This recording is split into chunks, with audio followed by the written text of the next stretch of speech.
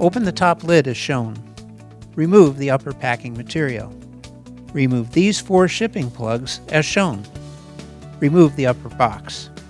Now remove the rest of the packing material on all sides.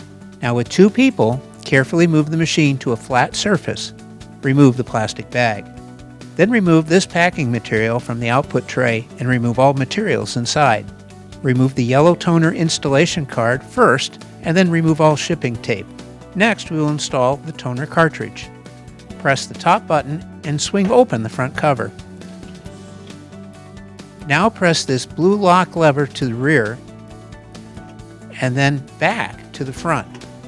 Remove the cartridge. Shake the cartridge several times, making sure not to touch these areas. Return the cartridge to the machine using this guide for proper installation. The cartridge will snap into place. Now push the lock lever back to the rear and close the front cover. Now open the waste toner cover on the left side of the machine and then open the cap to the plastic waste toner bottle as shown. Then slide the waste toner bottle into the machine and close the cover.